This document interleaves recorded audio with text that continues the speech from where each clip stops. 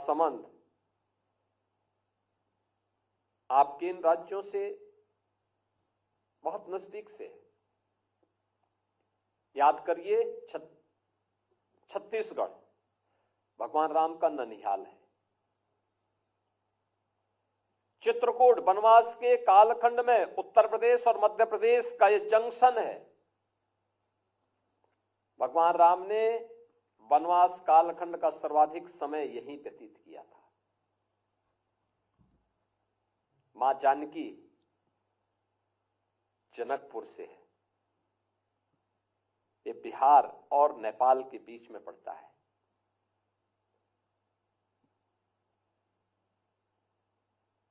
छत्तीसगढ़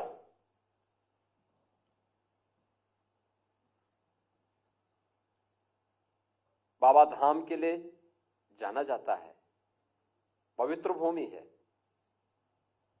पावन धाम है। उड़ीसा बाबा जगन्नाथ यानी जगन्नाथ भगवान का पावन धाम है। जगन्नाथपुरी है। तो ये सभी एक दूसरे के साथ जोड़ करके उन कार्यक्रमों को हम आगे लेकर के चलते हैं। अपनी परंपरा के प्रति, अपनी संस्कृति के प्रति गौरव की अनुभूति होना, श्रद्धा और सम्मान का भाव होना और अपने देश के प्रति पूरी ईमानदारी के साथ निष्ठा का भाव होना, यही हमें आगे बढ़ने के लिए एक नई प्रेरणा प्रदान करता है। और यह उत्तर प्रदेश के अंदर आप लोगों का एक प्रशिक्षण अत्यंत महत्वपूर्ण है। इसलिए भी महत्वपूर्ण है कि आपको नजदीक से उत्तर प्रदेश की विकास यात्रा को देखने का अवसर प्राप्त हो रहा होगा। 25 करोड़ की आबादी है, लेकिन कहीं कोई अव्यवस्था नहीं। महाकुंभ के आयोजन में 40 करोड़ लोग आएंगे। सब कुछ काम अपने आप ऑटो मोड पर चलता हुआ दिखाई दे रहा है, क्योंकि लोग स्वतःस्फूर्त भाव के साथ उस कार्यक्रम के साथ। पिछले 10 वर्ष में प्रधानमंत्री मोदी जी के अथक प्रयास के परिणाम स्वरूप हम सब आज देश की भारत 5वीं बड़ी अर्थव्यवस्था के रूप में उभरा है। अगले 3 वर्ष के अंदर भारत दुनिया की तीसरी बड़ी अर्थव्यवस्था बनने वाला है।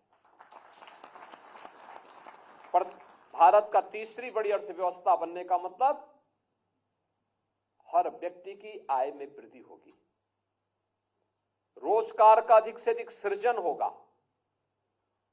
विकास के बड़े बड़े कार्य होंगे, इंफ्रास्ट्रक्चर के लिए, एजुकेशनल के क्षेत्र में, रोजगार के क्षेत्र में, निवेश के लिए ये अनेक कार्यक्रम होने जा रहे हैं।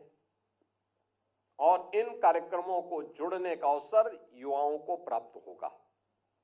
मुझे तो बहुत अच्छा लगा कि जिन 5 युवाओं ने आज यहां पे इस इंटरेक्शन में भाग लिया और जिस जनजातीय संस्कृति से जुड़ी हुई कला का प्रदर्शन यहां पर किया गया, अपनी परंपरा, अपनी लोक गाथा, अपनी परंपरा को यहां पर कितने शानदार तरीके से प्रस्तुत किया गया। याद रखना, इस संस्कृति को हमें जीवित रखना होगा और इसकी आधार पर, इनकी नींव पर ही हमें विकास के नित नए प्रतिमान को स्थापित करने की दिशा में आगे बढ़ना होगा।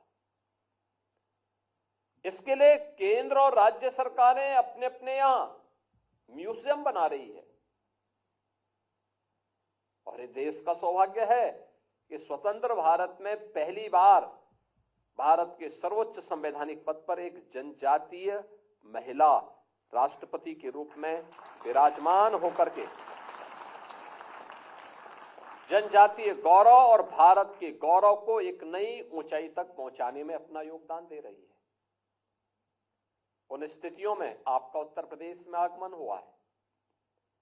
उत्तर प्रदेश का आपका यह आगमन उत्तर प्रदेश को देखने, नजदीक से समझने का एक अवसर भी आपको प्राप्त करेगा, प्रदान करेगा। और मुझे अच्छा लगा कि आपके मन में एक उत्कंठा है देश के प्रति, अपने समाज के प्रति, अपनी संस्कृति के प्रति। और याद रखना, जीवन में आगे बढ़ने का और स्वयं के उज्जवल भविष्य के लिए और आने वाली पीढ़ी के उज्जवल भविष्य के लिए हमारे सामने एक ही मंत्र होना चाहिए, और वह है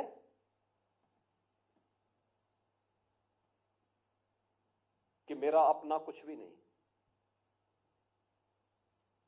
मेरा देश सुरक्षित है तो हम सब सुरक्षित हैं।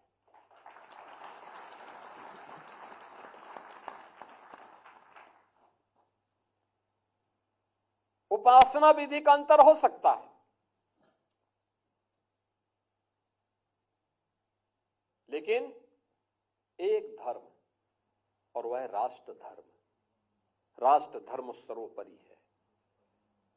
उस मामले में किसी प्रकार का कोई समझौता नहीं। और हमारा जनजातीय समुदाय तो हमेशा से, आज से नहीं,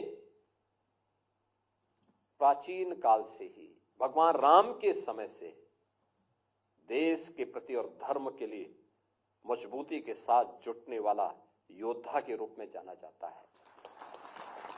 भारत के ज्ञान विज्ञान की पूरी धरोहर अगर आप देखना चाहेंगे, रामायण में देखिए, महर्षि वाल्मीकि कृत रामायण में दंडकारण्य का जिस प्रकार का वर्णन है, वह वर्णन इस बात को बताता है कि ऋषि मुनियों की साधना की स्थली और दिव्य ज्ञान की भूमि हमारा दंडकारण्य है, जो जनजातीय संस्कृति और सभ्यता से भरी पूरी है।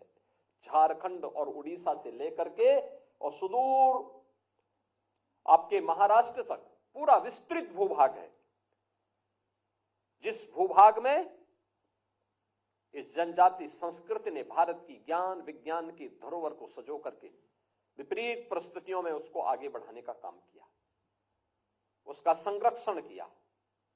और जब भी राष्ट्र और धर्म के सामने कोई चुनौती आई, उसका डट करके मुकाबला करने के लिए अपने आप को खड़ा किया।